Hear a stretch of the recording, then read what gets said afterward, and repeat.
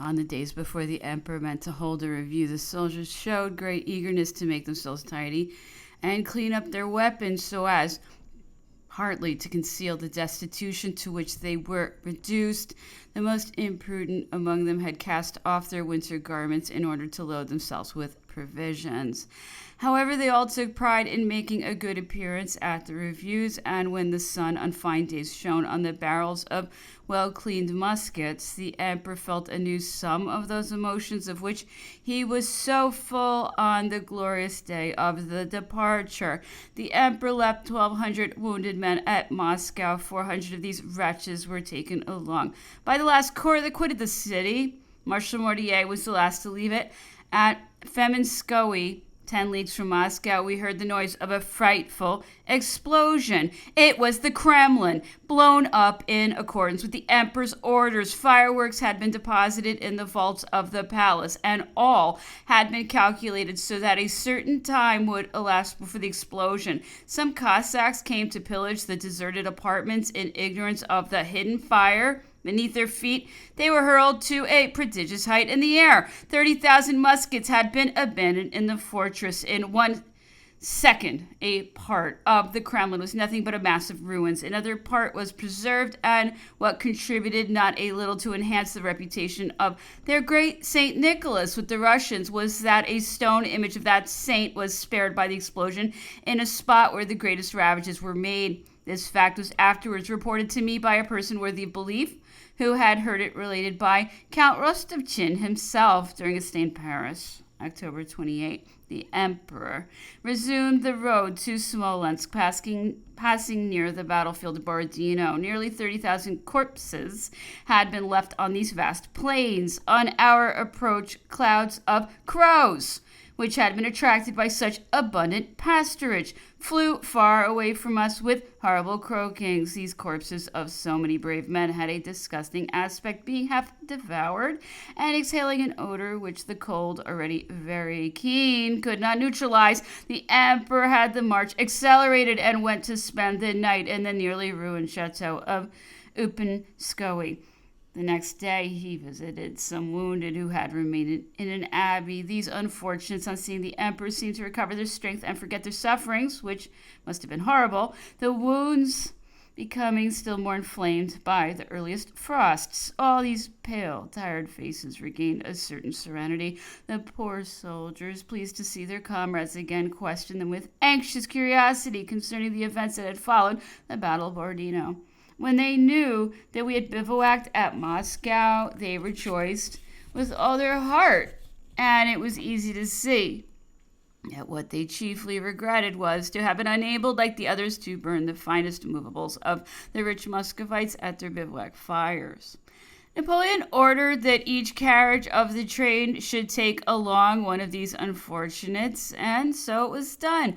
All lent themselves to this work with an alacrity which greatly touched the emperor. The poor wounded men said with an accent of profound gratitude that they were far better off on these good cushions than in the ambulance wagons. We had no difficulty in believing it. A lieutenant of cuirassiers who had just had a limb amputated was put into the landau of His Majesty, who traveled on horseback.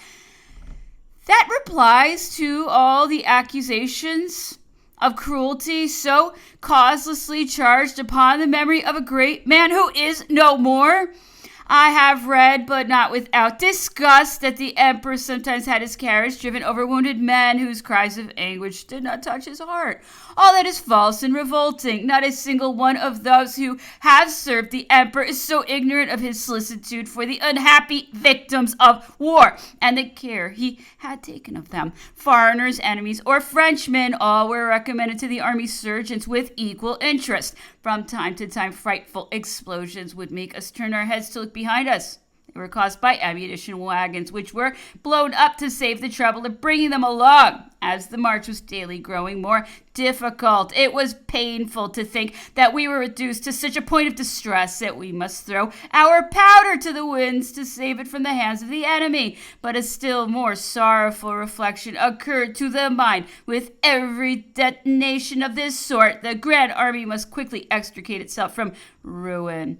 Since the material of the expedition overloaded the men, and the number of arms employed was no longer in proportion to the labor, the 30th, the emperor had his headquarters in a wretched hovel without doors or windows. We had great difficulty in fencing off a little the spot he chose to sleep in. The cold was growing more severe, and the nights were freezing. The little fortified palisades, which were used as a kind of relays for the mail, and which, placed at regular distances, marked the divisions of the road, also served every evening as imperial headquarters. The emperor's bed was hastily put up, and a cabinet prepared as well as possible, in which he might work with his secretaries and write his different orders to the chiefs whom he had left on the roads and in the towns. Our retreat was sometimes harassed by parties of Cossacks. These barbarians would come upon us, lance in rest, and roaring like wild beasts rather than uttering human cries. Their little long-tailed horses brushed the flanks for the different divisions, but these reiterated attacks had not, at first at all events, disastrous consequence for the army. When we heard a hurrah, the infantry would put a good face on the matter, close up their ranks, and present bayonets. It was the cavalry's affair to pursue these barbarians, who fled faster than they had come. November 6th, before he had quitted the army, the emperor received tidings of the Malay conspiracy and all that related to it. At first he was astonished, then greatly displeased, and afterwards sneered a good deal over the discomfiture of General Savary, the minister of police. He said repeatedly that if he had been in Paris, nobody would have stirred, that he could not leave it without everybody losing their heads at the least rating. From this moment, he spoke frequently of the need of his presence in Paris. Apropos of General Savary, a little fact somewhat mystifying for him occurs to my memory. After having given up the command of the gendarmerie in order to succeed Fouché in the functions of Minister of Police, he had a brief discussion with an aide-de-camp of the emperor.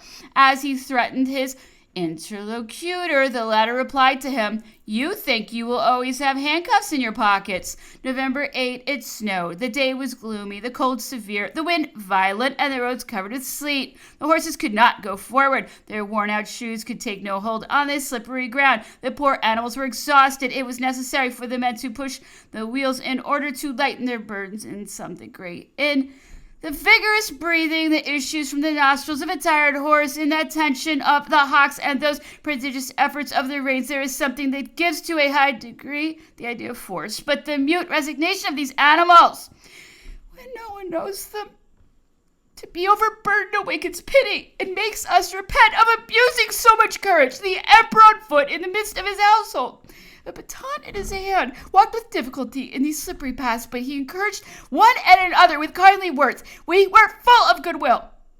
Whoever had then complained would have been badly received by all. We came in sight of Smolensk. The emperor was the least dejected. He was pale, but his face was calm. Nothing in his features betrayed his moral sufferings, for they would have needed to be violent for anyone to have perceived them in public. The roads were heaped with men and horses, dead of fatigue or famine. The men passed on, turning away their eyes. As to the horses, they were a good price for our famished men. At last we reached Smolensk. On the 9th, the emperor lodged in a fine house on the Place Neuve. Although this important city had suffered much since we were there, it still afforded resources. Provisions of every kind were found in it for the household of the emperor and the officers, but the emperor made no account of this privileged abundance, as one might call it, when he learned that the army lacked food and provender. At this news, he flew into a furious rage. Never did I see him depart so violently from his characteristic temper. He sent for the commissary who had charge of the provisioning and apostrophized him in such an unmeasured fashion that the latter turned pale and could not find a word in his own justification. The emperor insisted with still greater violence and allowed terrible threats to escape him. I heard the cries of an adjoining chamber. I learned afterwards that the commissary had thrown himself down at his majesty's knees to obtain his pardon. Calming down from his excitement, the emperor forgave him. Never, in truth, had he sympathized more keenly with the sufferings of his army. Never did he suffer more from his powerlessness to struggle against such multiplied misfortunes. On the 14th, we resumed the road we had passed over some months before under better auspices. The thermometer registered 20 degrees of cold. A wide space still divided us from France. After a slow and painful march, the emperor arrived at Krasnoy. He was obliged to go himself with his guard to meet the enemy in order to extricate the Prince Decmule. He passed through the enemy's fire, surrounded by his old guard, which serried about its chief, its platoons in which grape shot was making wide gashes. It is one of the grandest examples history gives us of the devotion and love of several thousand men for one alone. While the fire was hottest, the bands were playing the air. Where can one be better off than in the bosom of his family? Napoleon interrupted it, they say, by saying, "Say rather, let us watch over the safety of the empire. It is difficult to imagine anything more grand." The emperor returned from this combat very much fatigued. He had passed several nights without taking any repose. Listening to the reports made him concerning the state of the army, expediting the orders necessary for procuring provisions for the soldiers, and putting in motion the different corps who were to sustain the retreat. Never had his inconceivable activity found more to do. Never also had his heart been so high as amidst all these misfortunes of which he seemed to feel the weighty responsibility. It was between Urka and the Dnieper that the carriages, for which there were no longer any horses, were burned. The tumult and discouragement in the rear of the army was so great that the majority of the laggards threw down their weapons there as a wearisome and useless burden. A sort of military police was exercised by order of the emperor to arrest the disorders so far as possible. The officers of the gendarmerie were charged to bring back by force those who abandoned their corps. Often they were obliged to prick them in the reins with their swords to make them go forward. The exceeding distress had so altered the soldierly spirit, naturally kind and sympathizing, that those who were most wretched intentionally spread confusion so as to wrest from their better clad companions either clothes or food. "There the Cossacks!" was, in general, their cry of alarm. When these culpable tricks were discovered and our soldiers recovered from their apprehension, reprisals were made, and then the tumult reached its height. The corps of Marshal Davout was one of the most maltreated in the army out of 70,000 men, of which it was composed on setting out. Not more than 4,000 or 5,000 were left, who were all dying from hunger. The marshal himself was enfeebled. He had neither linen nor bread. Want and fatigues of every kind had horribly emaciated his face. His entire person provoked pity. This brave marshal, who had 20 times escaped Russian bullets, beheld himself perishing with hunger. One of his soldiers presented him with a loaf of bread. He seized it and devoured it. He was one of those who contained himself the least. Wiping his mustaches where the frost had condensed, he would angrily rail against the evil destiny which had cast them into 30 degrees of cold. For moderation in speech is difficult enough when one is suffering so much. For some time the emperor had been in keen anxiety concerning the fate of Marshal Ney, who had been intercepted and obliged to cut his passage through the Russians following us on every side. His alarm increased as time went on. Every minute he would ask if no one had seen Ney, accusing himself of having exposed this brave general too much and inquiring after him as for a good friend whom one is lost. The entire army shared and manifested the same anxieties. It seemed as if this hero alone were in danger. Some regarded him as lost, and seeing that of the bridge Dnieper were menaced by the enemy, they proposed breaking them down. There was but one cry throughout the entire army against it. On the 20th, the emperor, whom this idea had cast into the utmost dejection, arrived at Basanomi. He was dining with Prince de Neuchâtel and Duc de Danzig when General Gourgaud came in haste to announce to His Majesty that Marshal Ney and his men were but a few leagues away from us. The emperor cried with a joy which is easily conceived. "Is it true?" Monsieur Gourgaud gave him details which were soon spread through all the camp. The news heartened everybody. The men eagerly accosted each other. It seemed as though everyone had found a brother. All were talking of the heroic courage he had displayed and the talents he had evinced in saving his troops. from the ice, the ravines, and the enemies. And it is true to say, to the immortal glory of Marshal Ney, that according to the opinions I have heard expressed by our most illustrious warriors, his defense is a feat of arms for which antiquity affords no parallel. The hearts of our soldiers throbbed with enthusiasm, and on that day they felt once more the emotions of the most splendid days of victory. Ney and his division have gained immortality by his prodigious effort of energy and valor. So much the better for the few survivors of that handful of heroes who can read the grand deeds that they have done in these annals inspired by them. His Majesty had several times said, I would give all the money I have in the vaults of the Tuileries if my brave Ney were at my side. It was Prince Eugène who had the honor of going to meet Marshal Ney with a corps of 4,000 veterans. Marshal Mortier had disputed this favor with him, for between these noble men there were never any but such noble rivalries. The danger was immense. The cannon of Prince Eugène was a signal understood by the marshal, who answered it by platoon firing. The two corps met and were not yet united when Marshal Ney and Prince Eugène were in each other's arms. They said, the latter wept for joy. Such traits make this horrible tableau appear somewhat less gloomy. As far as Berezina, our march was a mere succession of little combats and great privations. The emperor went one night at Kenaviki in a wooden cabin containing but 2 rooms. The back one was chosen for him, and the other all his attendants lay down pell-mell. I was more fortunate, for I lay in that of his Majesty, but several times during the night my duties obliged me to go into the other room, and then I had to stride over sleepers worn out by fatigue. Although I took great pains to not hurt them, they were so crowded that it was impossible not to set foot on legs or arms. In the retreat from Moscow, the emperor marched on foot, enveloped in his pelisse, and his head covered by a Russian cap, which was tied under his chin. I frequently marched near the brave Marshal Lefebvre, who had much affection for me. He said to me in his German French, in speaking of the emperor, he is surrounded by a heap of blackguards who do not tell him the truth. He does not make enough distinction between his good and bad adherents. How will he get out of that, this poor emperor whom I love? I am always in dread for his life. If nothing but my blood were needed to ensure it, I would spend it drop by drop. But that would not alter anything. And perhaps he may still have need of me. Chapter 1, Book 4. The day that preceded the passage of the Berezina was one of dreadful solemnity. The emperor seemed to have come to his decision with the cold resolve of a man who attempts a despairing deed. Nevertheless, a council was held. It was determined that the army should despoil itself of all useless burdens which might impede its march. Never was there more unity in the opinions. Never was deliberation more calm. It was the calm of men who commit themselves for the last time to the will of God and their own courage.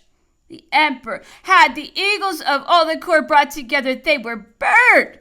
He thought there was nothing else for fugitives to do. It was a sad spectacle. These men stepping from the ranks one by one and throwing down what they loved more than their life. I have never witnessed dejection more profound, shame more bitterly felt, for this strongly resembled a general degradation of all the veterans of Moscow. The emperor had attached a talisman to these eagles. Then he made it too well understood that he no longer had faith in it. He must be very unfortunate to have come to that. At least it was a consolation for the soldiers to think that the Russians would have nothing but their cinders. What a picture was that of the burning of the eagles, especially for those who, like me, had been present at the magnificent ceremony of their distribution to the army at the camp of Bologna before the campaign of Austerlitz.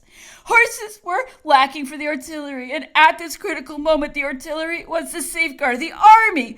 The emperor gave orders that his horses should be taken. He estimated that the loss of even one cannon or artillery wagon would be incalculable. The artillery was confided to a corps composed entirely of officers. It amounted to about 500 men. It affected His Majesty to see these brave officers become soldiers once more, putting their hands to the pieces like simple cannoneers and going back through devotion to the lessons of the school. The emperor called, "This his sacred squadron, for the same reason which made the officers become soldiers. The other superior commanders descended from their rank without disturbing themselves about the designation of their grade. Generals of division Grouchy and Sebastiani resumed the rank of simple captains. Near Boazino, we were arrested by loud shouting. We thought ourselves cut off by the Russian army. I saw the emperor turn pale. This was a thunderbolt. Several lancers were dispatched as quickly as possible. We saw them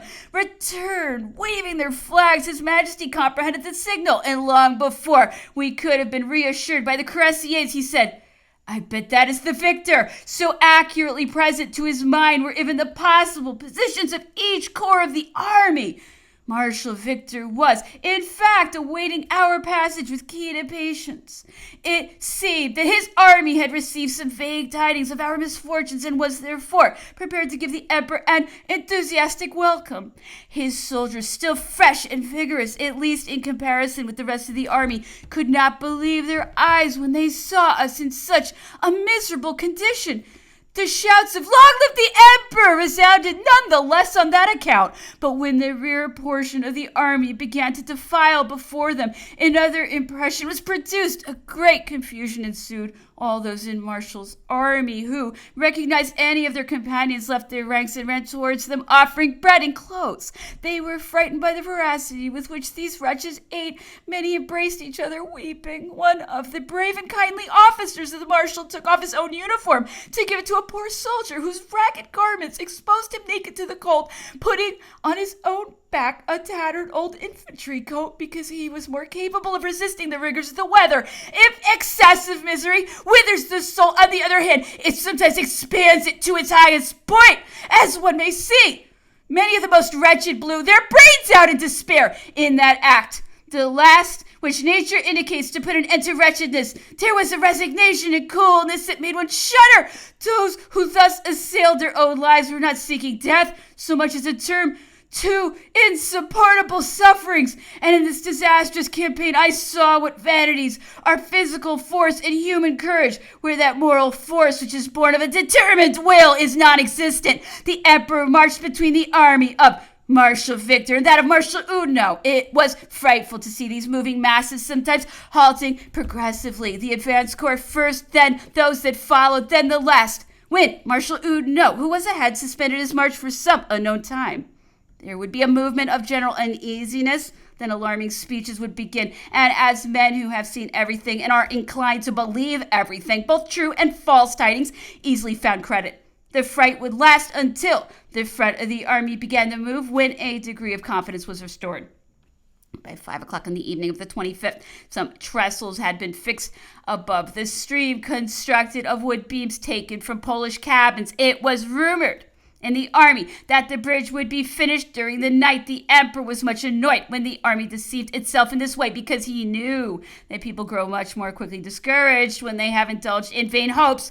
For this reason, he took great care to have the rear of the army made acquainted with the slightest incident, so as to never leave the soldiers under so cruel an illusion. The trestles gave way at a little past 5 o'clock. They were not strong enough. It was necessary to wait until the next day, and the army relapsed into its dismal conjectures. It was plain that next day it would have to sustain the enemy's fire, but there was no room for choice at the end of that night of anguish and sufferings of every sort. The first trestles were driven down into the river. People do not comprehend that the soldiers had stood up to their lips in water full of floating ice, summoning every force with which nature had endowed them, and all the remaining courage born of energy and devotion, in order to drive the piles several feet deep into a miry river bed, struggling against the most horrible fatigues, pushing away with their hands enormous masses of ice, which would have knocked them down and submerged them by their weight, fighting in a word, and fighting unto death with cold, the greatest enemy of life. Well, that is what our French poteniers did. Several of them were dragged down by the currents or suffocated by the cold. That is a glorious, seems to me, which outweighs many another. The emperor awaited day in a wretched hovel. In the morning he said to Prince Berthier, "Well, Berthier, how are we to get out of this?" He was sitting in his chamber. Great tears were rolling down his cheeks, which were paler than usual. The prince was near him.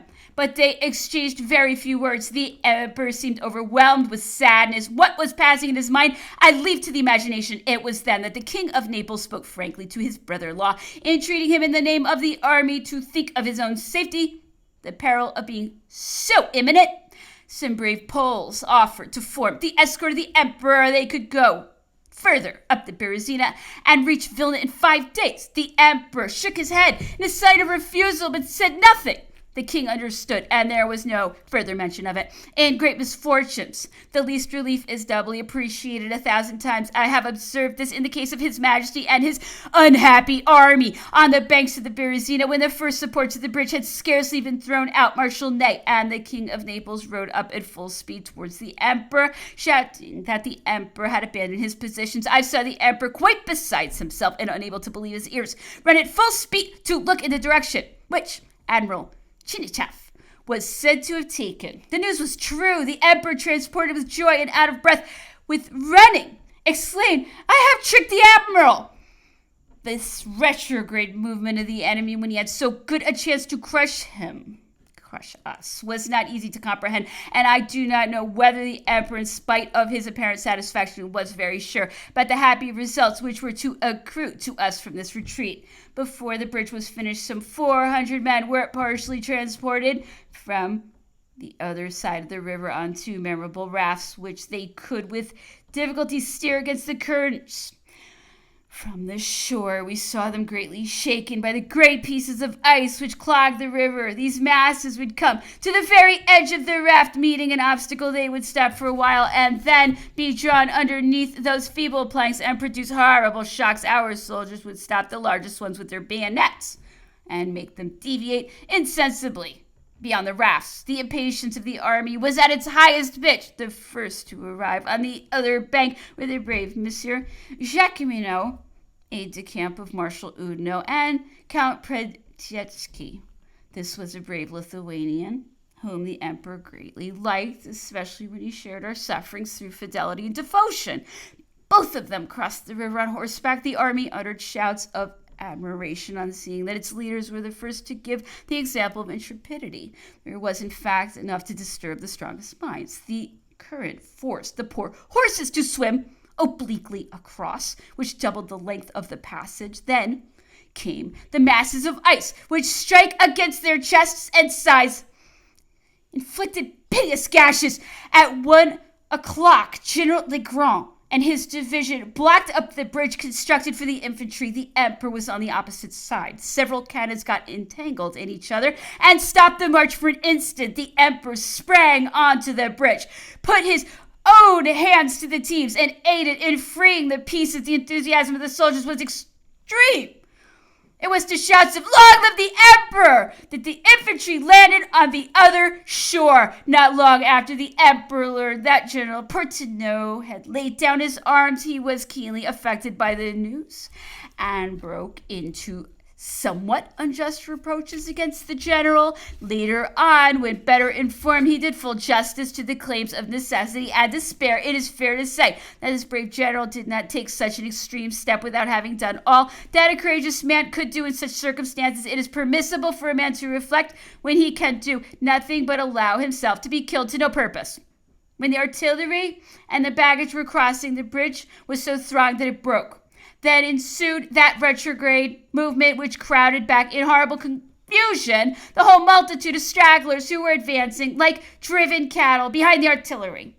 Another bridge had been hastily constructed as if in sad prevision of the breaking of the first one, but the second one was narrow and unprotected at the sides. However, it was a makeshift, which at first glance seemed very precious in such an appalling calamity. But what miseries ensued! The laggards flocked thither in droves as the artillery, the baggage, in a word, the entire material of the army had been in advance on the first bridge. When it broke by the sudden recoil which took place and the catastrophe became known, then those who had been behind were the first to gain the other bridge. But it was necessary that the artillery should cross first.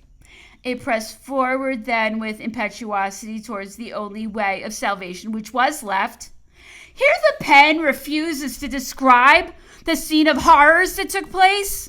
It was literally over a road of crushed bodies that the wagons of every sort reached the bridge. On this occasion, one saw what hardness, what systematic ferocity even can be imparted to the soul by the instinct of self-preservation. There were some of the stragglers, the craziest of any, who, wounded and even killed with bayonet thrusts, the unfortunate horses who did not obey the whip of their drivers. Several wagons had to be abandoned in consequence of this odious proceeding. I have said that the bridge had no ledges. At the sides, crowds of poor wretches who were trying to cross it were seen to fall into the stream and be sucked under the masses of ice. Others tried to cling to the miserable planks of the bridge and would remain hanging over the abyss until their hands, crushed by the wheels of the wagons, would let go their hold. Then they went to rejoin their comrades and were engulfed by the waters. Whole artillery wagons, horses and drivers alike, were plunged into the stream. Poor women were seen holding their children out of the water as if to retard their death by a few moments, and the most frightful of deaths, a truly admirable maternal scene, which the genius of painting has believed itself to divine in delineating the deluge of which we have seen the touching and terrible reality. The emperor wished to retrace his steps, hoping that his presence might restore order. He was dissuaded from this, and in a manner so significant that he struggled against the impulse of his heart and stayed where he was. And assuredly it was not his grandeur that riveted him to the shore. You could see what sufferings he endured when at every instant he would ask how the passage was getting on, if the cannons could still be heard rolling over the bridge, if there were fewer cries from that side. Imprudent people, he would say. Why could they not have waited a little longer? There were fine examples of devotion on this unfortunate occasion. A young artilleryman sprang into the water to save a poor woman who, encumbered by her 2 children, was trying to reach the other shore in a small boat. The load was too heavy. An enormous piece of ice struck the boat and it foundered. The cannoneer seized one of the children and swam to the shore with it. The mother and the other infant perished. This good young man brought up the little orphan as his son. I do not know whether he had the happiness of returning to France. Some officers harnessed themselves to sledges so as to fetch along a number of their companions who had been made helpless by their wounds. They wrapped the poor fellows up as warmly as possible, comforted them occasionally with a glass of brandy when any could be procured, and lavished on them the most touching affections. There were many who acted thus, and yet how many whose names are unknown! How few returned to enjoy their own country, the most beautiful memories of their life. The bridge was burned at 8 o'clock in the morning. The 29th, the emperor left the banks of the Berezina. We went to pass the night at Kamenn. There his majesty occupied a wretched wooden house. A freezing wind entered it on every side through broken windows, nearly every pane of which was shattered. We closed the apertures with trusses of hay. Not far away from us on a vast open space, the unfortunate Russian prisoners, whom the army was driving before it, were penned up like cattle. Truly, I found difficulty in comprehending that air of being victorious which our soldiers still assumed by dragging along a wretched superfluity of prisoners who could only hamper them by requiring superintendence. When the victors are dying of hunger, what becomes of the vanquished? Hence, these miserable Russians, worn out by want and marching, nearly all perished that night. In the morning, we saw them huddled close together. They had hoped to find a little warmth in this way. The feeblest of them had succumbed, and all night long their dead bodies had been embraced by the survivors without the latter having noticed it. There were some who, in their voracity, devoured their dead companions. The firmness with which the Russian endured pain has often been spoken of. I can give an instance of it which almost surpasses belief. One of these poor fellows, having wandered away from the corps to which he belonged, was struck by a cannonball, which cut off both his legs and killed his horse. A French officer, making a reconnaissance on the bank of the river where the Russian had fallen, perceived at a distance a mass which he recognized as a dead horse, and yet he saw that this mass was not without movement. He approached it and saw the head and shoulders of a man whose extremities were hidden in the body of the horse. The unfortunate man had been there 4 days, shutting himself up inside his horse as a shelter from the cold and feeding on infected scraps from this frightful lodging. December 3rd, we arrived at Malodechno. All day long, the emperor seemed thoughtful and quiet. He had frequent confidential interviews with his grand equerry, Monsieur de Caulaincourt. I suspected some extraordinary measure, nor was I deceived in my conjectures. At 2 leagues from Smorgoni, the Duke de Vicenza had me summoned and told me to go forward and give orders for the 6 best horses of the teams to be harnessed to my calash, which was the lightest of the carriages and kept constantly in the traces. I was at Smorgoni before the emperor, who only arrived at nightfall. The weather was excessively cold. The emperor alighted at a poor house in the place where he established his headquarters. He ate a light repast, wrote the 29th bulletin of his army with his own hand, and sent for all his marshals. Nothing had as yet transpired concerning the emperor's project, but in great and final measures there is always something unwanted which does not escape those who are clear-sighted. The emperor had never been so amiable, so communicative. He felt that it was necessary to prepare his most devoted friends for this overwhelming news. He talked for a long time of vague matters, and he spoke of the great things that had been done during the campaign, returning with pleasure to the retreat of Marshal Ney, whom they had at last found again. Marshal Davoust seemed thoughtful. The emperor said to him, "But talk a little, Marshal." For some days there had been a slight coolness between him and the emperor. His Majesty reproached him with the infrequency of his visits, but he could not dispel the cloud which lowered on all brows, for the secret had not been kept so well as he had hoped. After the repast, the emperor requested Prince Eugène to read the 29th bulletin. Then he frankly unbosomed himself about his plan, adding that his departure was essential in order to send assistance to the army. He gave his orders to the marshals. All were gloomy and discouraged. It was 10 o'clock in the evening when the emperor said it was time to go to rest. He embraced all the marshals affectionately and withdrew. He felt the need of this separation, for he had suffered greatly from the constraint of this interview. One might conclude so, at least, from the extreme agitation of his countenance after the council. About half an hour later, the emperor summoned me to his chamber and said, "Constant, I am starting. I thought I could take you with me, but I have reflected that several carriages would attract attention. It is essential that I should experience no delay. I have given order that you shall start at once after the return of my horses, so you will not be too far behind me. I was suffering greatly from my malady. That is why the emperor was unwilling to have me go on the seat as I requested, in order to be able to render him all the attentions to which he was accustomed. He said to me, 'No, Constant, you will follow me in a carriage, and I hope you will arrive not more than a day at most after I do.' He set off with the Duke de Vicenza and Rustem on the seat. The horses were taken from my carriage, and I remained behind, to my great regret. The emperor started in the night. By daybreak next morning, the army knew all. The impression produced by the news is indescribable. Discouragement was at its height. Many soldiers blasphemed and reproached the emperor for having abandoned them.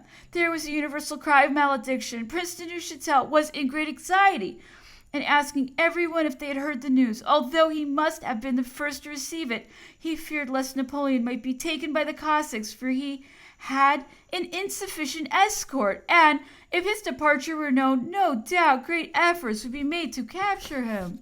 On that night of the 6th, the cold increased. It must have been very great when we found birds lying frozen on the ground. Some soldiers who were sitting down, their heads in their hands and leaning forward so as to feel the emptiness of their stomachs somewhat less, fell asleep and were found dead in that position. When we breathed, the vapor of our breath congealed on our eyebrows. Tiny white icicles formed in the beards and mustaches of the soldiers. To get rid of them, they would warm their chins at the bivouac fires, and as one may fancy, a good many did not do so with impunity. The artillerymen held their hands to the nostrils of their horses, seeking a little warmth from the powerful breath of these animals. Their flesh was the ordinary nutriment of the soldiers. You could see them throwing large cuts of this meat on the coal, and as the cold froze it, it could be carried along without spoiling, like salted pork, the powder of the cartridge boxes, taking the places of salt. That very night we had with us a young Parisian belonging to a very wealthy family who had desired employment in the emperor's household. He was very young and had been received as one of the apartment waiters. The poor child was making his first journey. He had been attacked with fever as we were leaving Moscow, and he was so ill that night that he could not be taken from the wardrobe wagon in which he had been put until he should get better. He died there during the night, greatly regretted by all who knew him. Poor Lempriel was a charming character, very well taught, and the hope of his family. He was an only son. The ground was so hard that we could not dig a grave, and we experienced the grief of abandoning his remains without sepulchre. I set off the next day, provided with an order from Prince de Neuchâtel that I should be furnished with horses all along the route in preference to any other person. At the point beyond Smorgoni, which the emperor had left with the Duke de Vicenza, this order was of the greatest utility, for there were only horses enough for one carriage. I found myself competing with them with Count de Roux, who arrived when I did.